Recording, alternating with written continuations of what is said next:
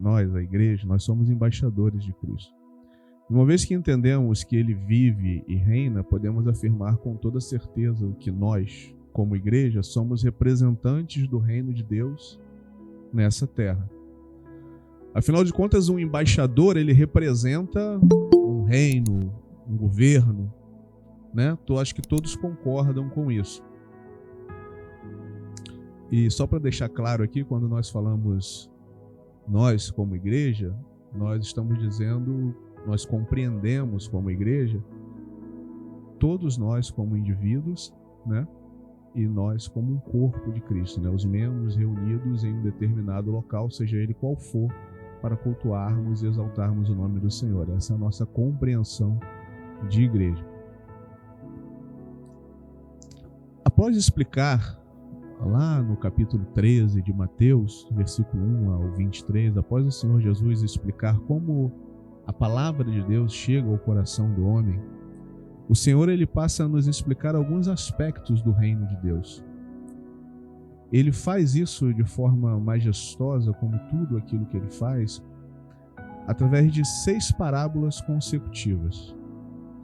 A parábola do joio, do grão de mostarda, do fermento, do tesouro escondido, da pérola e a parábola da rede. Irmão, você está querendo falar sobre essas 6 parábolas hoje? Sim, irmãos. Sim. Se a gente vê que o tempo não vai dar, a gente continua numa próxima vez. Amém? Mas é sobre isso que nós vamos meditar nessa manhã. Nós vamos meditar nessas 6 parábolas que mostram para cada um de nós alguns aspectos desse reino tão maravilhoso que é o reino de Deus. A igreja pode se colocar de pé. Vamos abrir as nossas Bíblias no Evangelho segundo Mateus.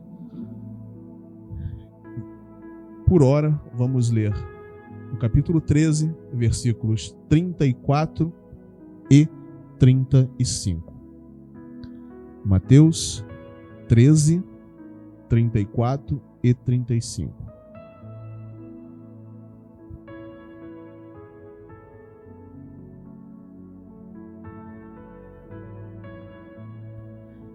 Diz assim a palavra do Senhor. Tudo isso disse Jesus por parábolas à multidão, e nada lhes falava sem parábolas, para que se cumprisse o que fora dito por intermédio do profeta, que disse: abrirei em parábola a minha boca, publicarei coisas ocultas desde a fundação do mundo. Amém, irmãos? A igreja pode se assentar.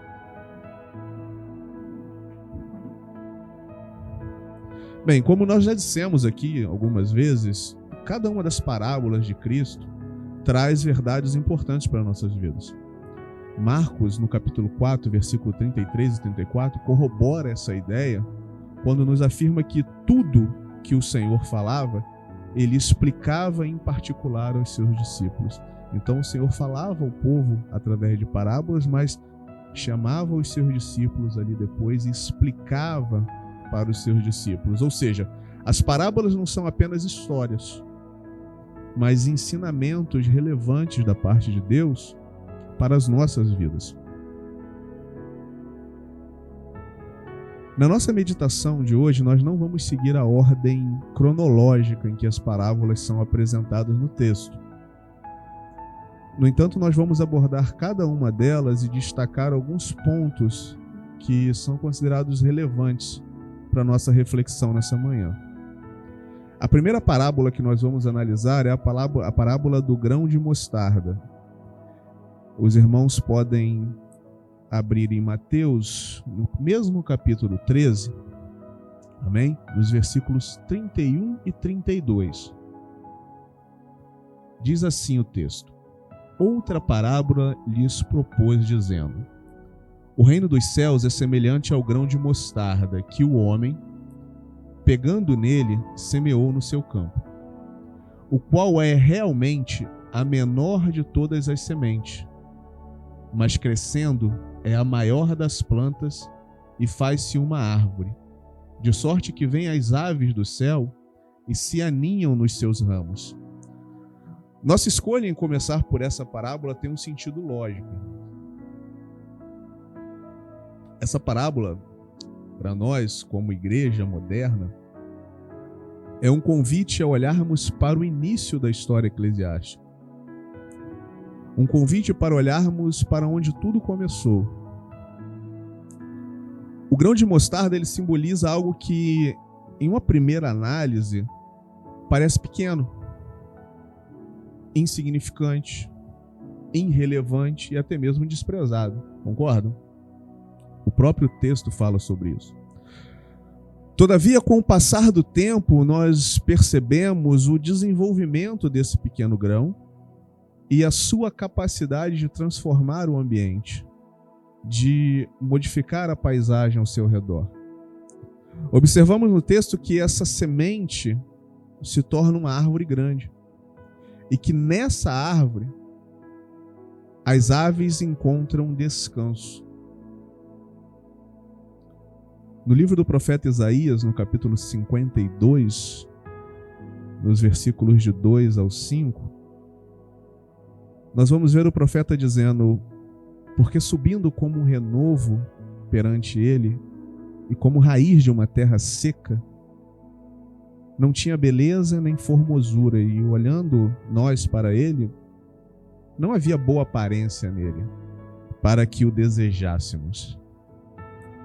Era desprezado, o mais rejeitado entre os homens, homem de dores e experimentado nos trabalhos, e como um de quem os homens escondem o rosto, era desprezado, e não fizemos dele caso algum. Percebem como essa visão de Isaías corrobora com o reino dos céus é semelhante a um grão de mostarda que o homem, pegando nele, semeou no seu campo, o qual é realmente a menor de todas as sementes. O profeta então continua e diz que verdadeiramente ele tomou sobre si as nossas enfermidades e as nossas dores levou sobre si.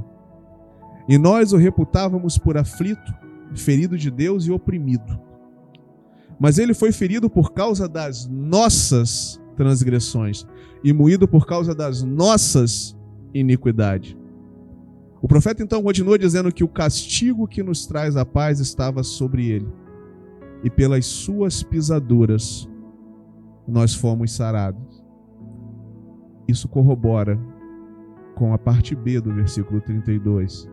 Mas crescendo, é a maior das plantas, e fez-se uma árvore, de sorte que vêm as aves do céu e se aninham nos seus ramos. Nós lemos aqui na Escola Bíblica Dominical, Filipenses, capítulo 2, versículo 5, tende em vós o mesmo sentimento que houve também em Cristo Jesus, pois ele, subsistindo em forma de Deus, não julgou como usurpação ser igual a Deus, antes a si mesmo se esvaziou, assumindo a forma de servo,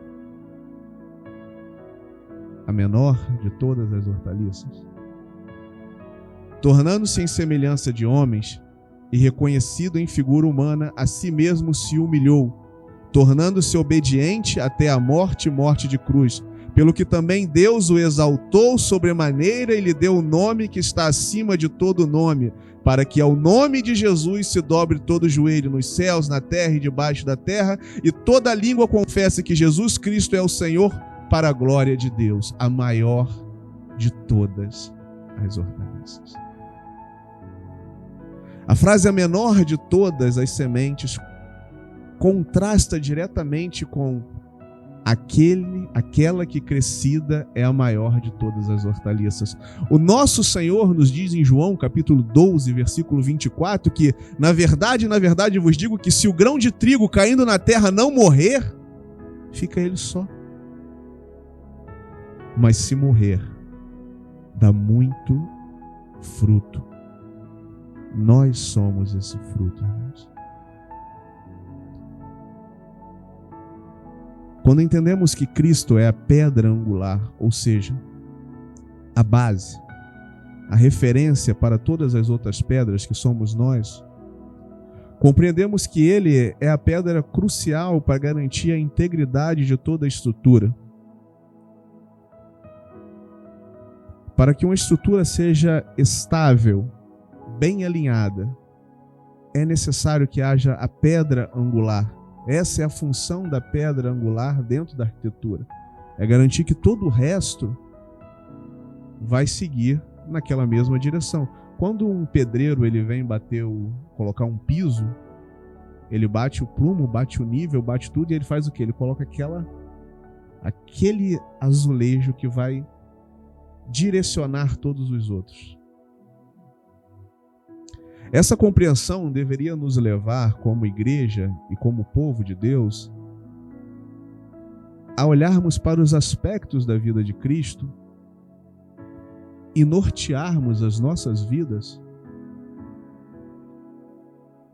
pela vida dele.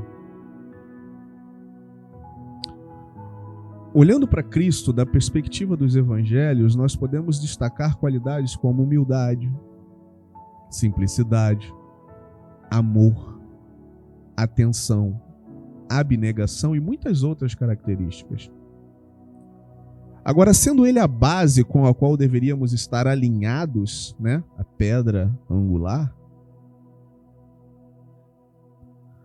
não seria errado esperarmos que a igreja atual, resultante da obra de Cristo, também demonstrasse essas mesmas qualidades. Ou seja, se a base é a humildade, o resultado esperado não pode ser a ostentação. Se a base é a simplicidade, o resultado esperado não pode ser a arrogância, a complexidade. Se a base desse reino é a abnegação, o resultado não pode ser a avareza, o egoísmo, o egocentrismo ou qualquer coisa desse gênero, irmãos. Mas se chegamos à conclusão de que estamos vendo esses resultados negativos ao invés dos positivos, obviamente não estamos falando do mesmo reino. Não estamos fundamentados na mesma base. Não estamos referenciando o mesmo Cristo. E a pergunta que segue após essa reflexão é a seguinte: que tipo de reino nós temos experimentado? Que tipo de reino tem sido evidenciado nas nossas vidas? Essa parábola nos faz lembrar que nada pode impedir a expansão desse reino. Ele vai crescer. O Império Romano, as fogueiras, as prisões, as heresias, os martírios, nada foi capaz de impedir a expansão do reino de Deus até hoje. Não importa o que digam, o que falem, não importa se eles creem ou se não creem, nada pode impedir a expansão desse reino, porque ela é determinada por Deus. A igreja cresceu e ainda cresce no coração de cada pecador que se arrepende e confessa a Cristo como seu único e suficiente Salvador, e ninguém consegue impedir isso, você percebe? A grande verdade é que 2000 anos após a sua morte e ressurreição, todos os que se achegam a essa árvore maravilhosa, frondosa, encontram abrigo e descanso, encontram paz, encontram completude. Qual vai ser a sua atitude diante desse fato? Você vai escolher permanecer no calor do deserto, ou vai se abrigar debaixo da sombra do Onipotente e descansar? Ele é o refrigério para as nossas almas. A segunda parábola que eu quero analisar com vocês é a que se encontra em Mateus, no capítulo 13, no versículo 33. Conhecida como a parábola do fermento. Outra parábola lhes disse: o reino dos céus é semelhante ao fermento que uma mulher toma e introduz em 3 medidas de farinha, até que tudo esteja levedado. Essa segunda parábola vai falar de algo que temos trabalhado aqui ao longo das últimas semanas na Escola Bíblica Dominical. Ela vai falar da transformação interior na vida daqueles que fazem parte desse reino.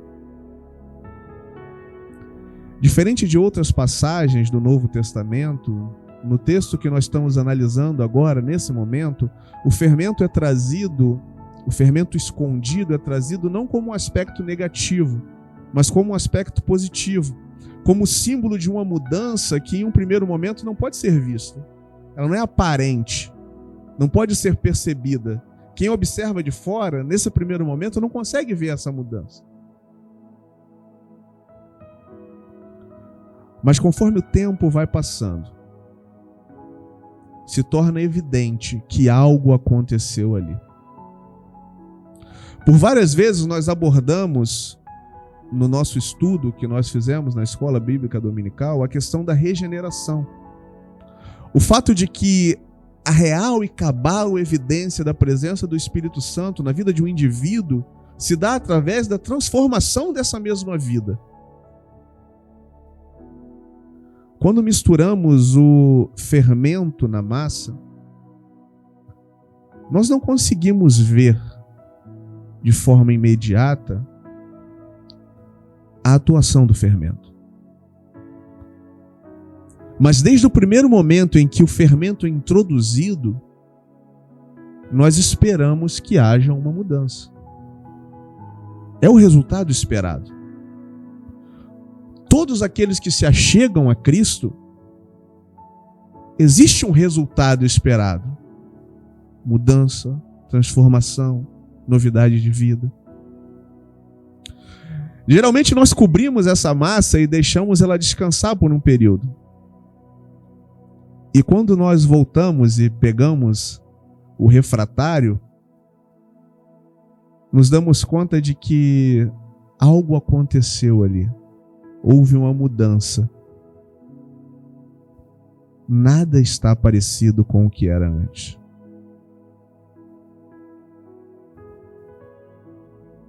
Assim deve ser a vida daqueles que realmente tiveram um encontro com Cristo. O encontro com Cristo deve gerar mudança nas nossas vidas.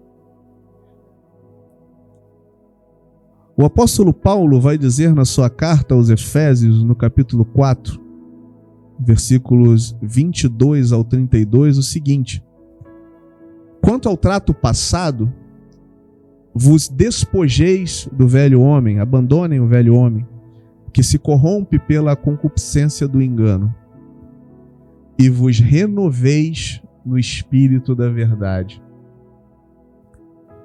e vos revistais do novo homem, que segundo Deus é criado em verdade, justiça e santidade, regeneração. Ele segue o texto dizendo: por isso deixai a mentira e falai a verdade, cada um com o seu próximo, porque somos membros uns dos outros. Irai-vos e não pequeis, não se ponha o sol sobre a vossa ira. Não deis lugar ao diabo. Afinal de contas, irmãos, somos nova criatura. Aquele que furtava, não furte mais. Antes trabalhe, fazendo com as mãos o que é bom, para que tenha o que repartir com o que tiver necessidade. Para quem não entende qual deve ser o propósito do nosso trabalho, acumular riqueza? Não. O propósito do nosso trabalho é poder compartilhar com aqueles que têm necessidade, com os nossos irmãos, enfim. Não saia da vossa boca nenhuma palavra torpe, mas só a que for boa para promover a edificação, para que dê graça aos que a ouvem. Não entristeçais o Espírito Santo de Deus, no qual estáis selados para o dia da redenção. toda amargura, ira, cólera, gritaria, blasfêmia e toda malícia sejam tiradas de entre vós. O que o apóstolo está dizendo aqui é simplesmente que deve haver uma mudança em decorrência do novo nascimento. Antes sede uns para com os outros benignos, misericordiosos, perdoando-vos uns aos outros, como também Deus vos perdoou em Cristo. Deus nos perdoou em Cristo, porque Cristo pagou o preço que nós deveríamos pagar.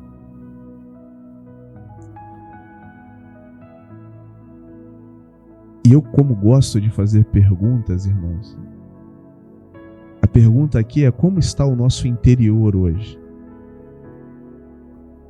Será que estamos vivenciando mudanças ou estamos estagnados naquilo que éramos? Eu não sei se os irmãos sabem, mas só existe um jeito, uma forma de fazer pizza. Sabe qual é? O jeito certo, irmãos. Porque se você fizer do jeito errado, você vai terminar com qualquer outra coisa, menos com pizza. Amém? O que eu quero dizer, meu querido, é que para fazer parte desse reino, é necessário que haja mudança. Ou seja, é preciso haver conversão. É isso que a parábola está evidenciando aqui. Sem arrependimento, de uma outra forma, por outros meios, você pode ser qualquer outra coisa. Você pode ser amigo do evangelho, você pode ser religioso, você pode ser simpático ao cristianismo, ou qualquer outro termo da moda, porque cada dia surge um termo novo. Mas você não será cidadão do reino dos céus. Eu queria que você abrisse o seu coração nessa manhã. Eu queria que você deixasse o Espírito Santo de Deus operar esse milagre maravilhoso na sua vida. O milagre da transformação, da regeneração, do novo nascimento. Deixa ele fermentar a sua massa nesse sentido positivo. Deixa ele mudar a sua essência. Quando você menos esperar, as pessoas vão estar olhando para ti dizendo: nossa, você está diferente. Você mudou. E é nesse momento que você vai virar para ela e vai falar o seguinte: não fui eu que mudei. Cristo me mudou. Pois já não sou eu quem vivo, mas Cristo vive em mim. E essa vida que agora vivo no corpo, vivo pela fé no Filho de Deus, que me amou e se entregou por mim. Louvado seja o nome do Senhor.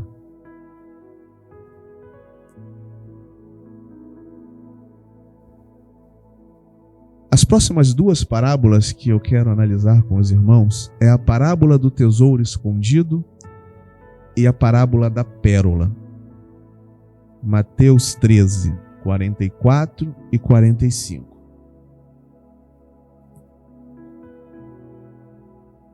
Também o reino dos céus é semelhante a um tesouro escondido num campo, que um homem achou e escondeu. E pelo gozo dele vende tudo quanto tem e compra aquele campo. Outro sim, o reino dos céus é semelhante ao homem negociante que busca boas pérolas. E encontrando uma pérola de grande valor, vendeu tudo quanto tinha e a comprou. Essas duas parábolas, elas destacam a mesma verdade. O reino de Deus é um reino de valor incomensurável, incomparável. A primeira parábola fala de um homem que encontra um tesouro oculto no campo. O homem então não pega o tesouro e leva para casa, bota embaixo do braço e sai correndo com ele, mas ele vai, vende tudo que tem e compra aquele campo. O primeiro ponto de destaque é que Cristo é o tesouro que nós encontramos oculto no campo. Na primeira carta de Paulo aos Colossenses, o apóstolo diz que o mistério que esteve oculto desde todos os séculos e em todas as gerações, e que agora foi manifestado aos seus santos, aos quais Deus quis fazer conhecer quais são as riquezas da glória desse mistério entre os gentios, que é Cristo em vós, esperança da glória. O segundo ponto é que todos os que querem esse tesouro necessariamente precisam abrir mão daquilo que já possuem. Acabamos de falar sobre isso.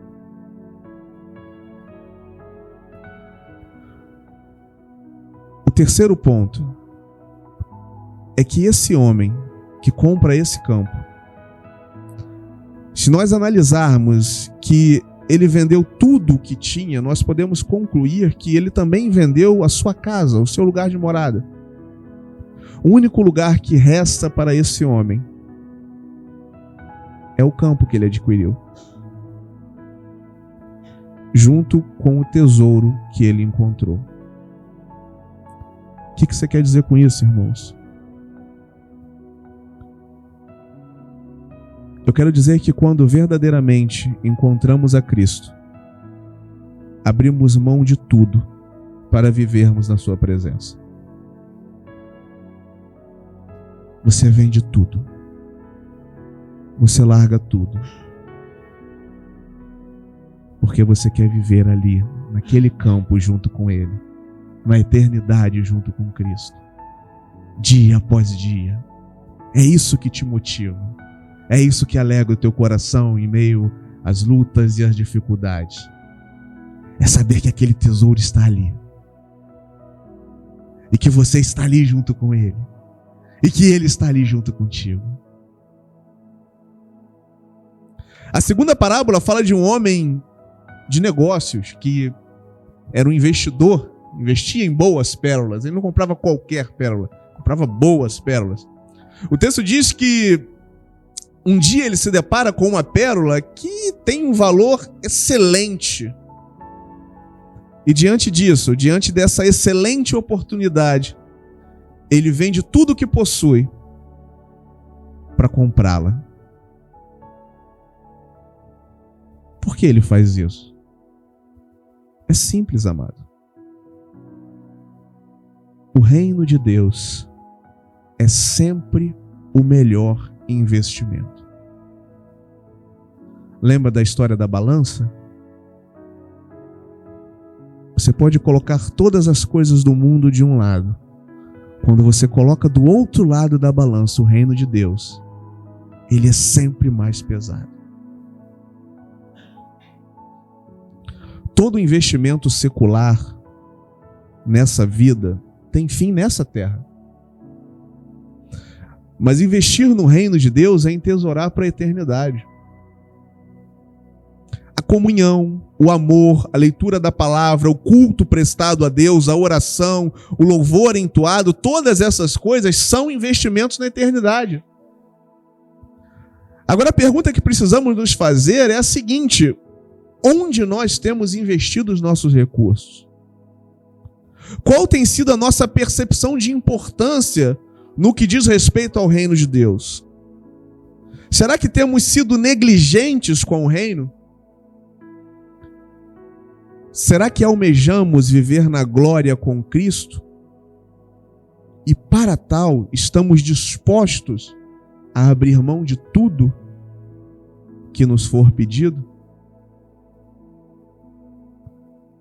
Lembram do jovem que chegou a Cristo e falou com ele: Pai, mestre, rabi, o que me falta? Eu tenho feito e observado toda a lei. O Senhor então fala para ele: olha, precisa de uma coisa ainda. Você ainda está muito apegado às coisas desse mundo. Você ainda tem uma perspectiva nessa terra. Abre mão de tudo e me segue. Aí não dá, mestre. Aí é difícil. Aí o Senhor tocou na ferida. Seguir a Cristo é abrir mão, irmãos. é abrir mão. É acordar cedo, cortar a lenha e subir o monte para sacrificar aquilo que é mais precioso, na certeza de que Ele é poderoso o suficiente para te dar novamente aquilo que foi exigido. Essas perguntas precisam ser respondidas dentro dos nossos corações. E se notarmos que por qualquer motivo consideramos o reino de Deus como algo que pode ficar em segundo plano, o ideal é que dobremos os nossos joelhos, quebrantemos os nossos corações e venhamos a nos arrepender diante daquele que entregou a própria vida por amor de nós. Percebem como muitas das vezes nós somos mesquinhos?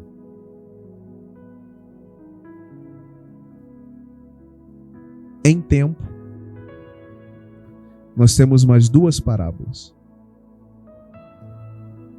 A parábola do joio e a parábola da rede.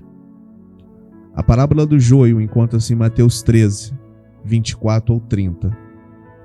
Vamos ler?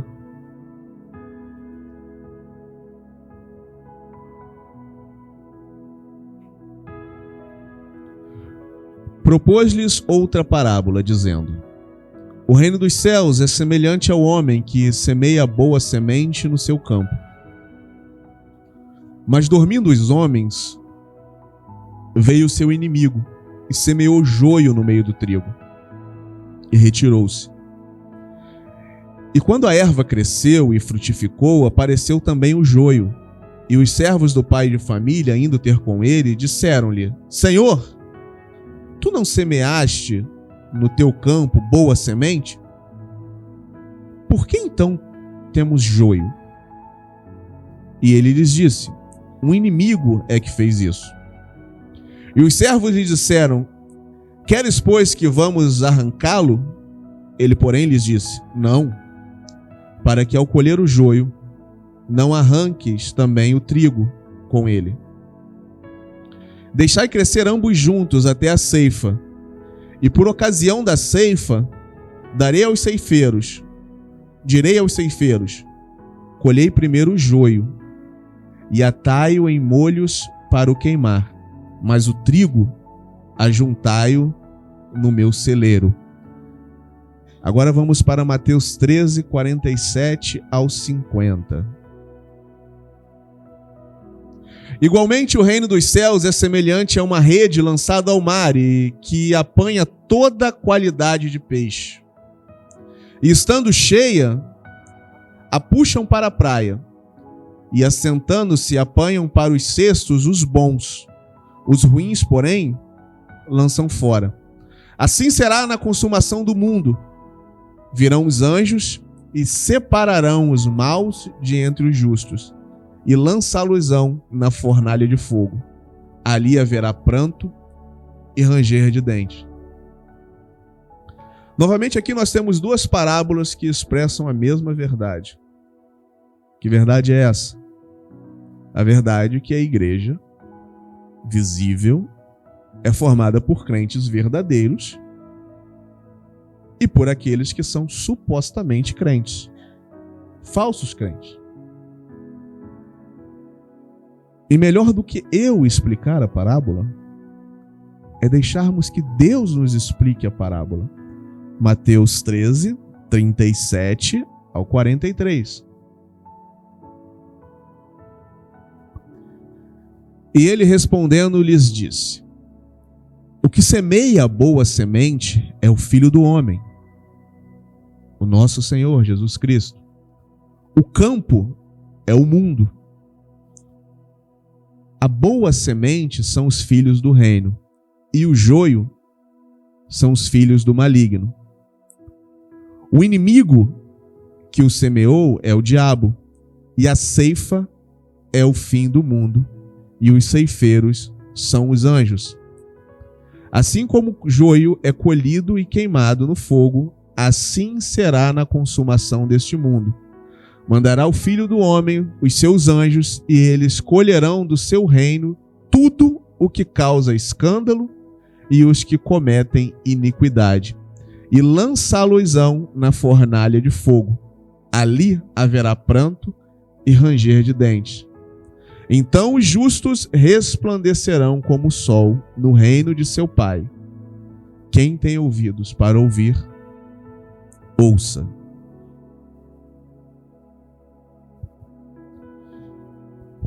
Se por um lado nós temos a boa semente, os filhos do reino, por outro lado nós temos aqueles que são introduzidos pelo maligno ou que se deixam seduzir por ele. Os dois últimos causam problema dentro do corpo. Esses são aqueles que promovem dissensões, divisões, contendas, mentiras e tudo que pode ser usado para atrapalhar o crescimento do trigo, dos filhos do reino. A falta da percepção de que a igreja visível é composta por aqueles que foram retirados do mar por essa grande rede do evangelho, e que essa rede não traz somente os peixes bons, mas também traz os peixes oportunistas, corruptos, impenitentes, caluniadores. Essa falta de percepção tem feito com que muitos se entristeçam e fiquem desanimados. Ah, pastor, você precisa expulsar da igreja todas essas pessoas. Amado, eu não consigo, dentro da minha limitação, determinar o que é joio e o que é trigo.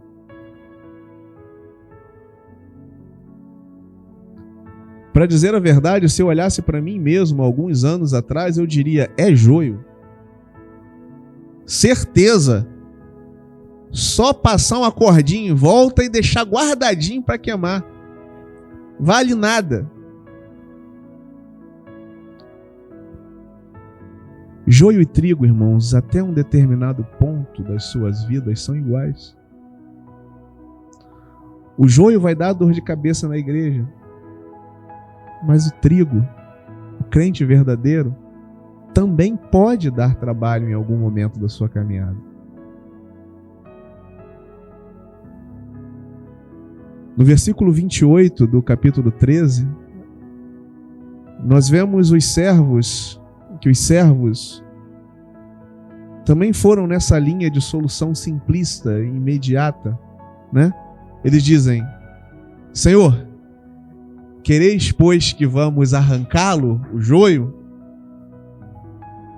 Cá para nós, irmãos, tem hora que dá vontade, né? Mas qual foi a resposta do Senhor? Versículo 29. Ele, porém, lhes disse, não. Não. Por qual motivo? Parte B do versículo 29. Para que ao colher o joio, não arranqueis também o trigo com ele. Não temos capacidade para determinar a diferença, irmãos. Quantas pessoas ao longo da sua caminhada você já olhou e disse, esse aí nunca vai se acertar. E hoje você passa por essa pessoa, olha para ela e vê a obra maravilhosa que Deus fez naquela vida. A obra maravilhosa que o Senhor ainda está fazendo. Eu lembro do nosso pastor Cleito falando sobre ele mesmo, o Cleitinho baladeiro. O baladeiro.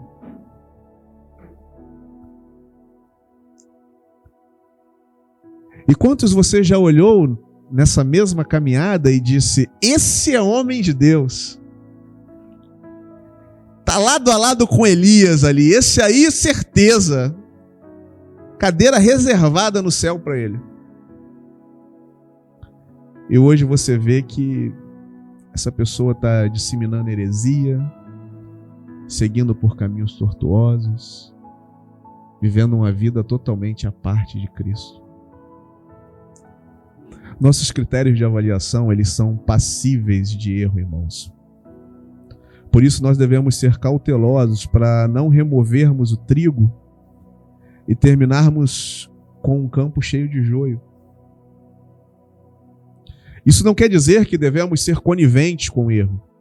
Isso não quer dizer que devemos deixar de pregar sobre arrependimento de pecado, santidade, vida com Deus. Isso não quer dizer que devemos deixar as coisas correrem soltas dentro da igreja. Mas devemos sempre nos lembrar que em determinado ponto da nossa própria caminhada, talvez nós também tenhamos dado algum tipo de trabalho para alguém. Então, conversar com essas pessoas, buscando corrigir, instruir, mostrar o caminho em amor. Não podemos fazer como aquele servo que teve a sua dívida perdoada, mas queria exigir do seu conservo o pagamento da dívida dele com juros. A última pergunta que eu quero deixar para a nossa reflexão nessa manhã é a seguinte: quando nós fazemos uma análise pessoal, olhando para o nosso interior, como nós nos enxergamos? Como joio ou como trigo? Porque embora, irmãos, seja difícil para mim identificar o que é joio e o que é trigo, seja difícil para mim apontar para você e dizer, você é joio, você é trigo, você sabe aonde você anda. Você sabe quais são as suas atitudes. Você sabe quais são os seus pensamentos. Você sabe aquilo que te motiva. Você sabe quais são as suas ambições. Você sabe aquilo que sobe ao seu coração.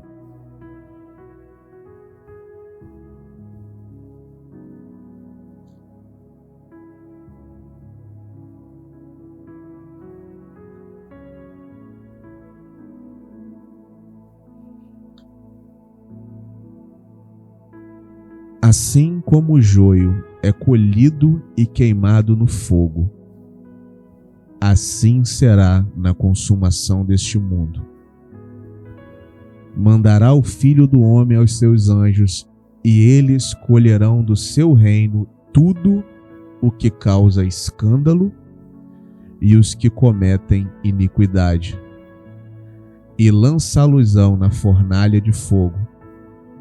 Ali haverá pranto e ranger de dentes. Então os justos resplandecerão como o sol no reino de seu Pai. Quem tem ouvidos para ouvir, ouça. A igreja pode se colocar de pé em nome do Senhor Jesus.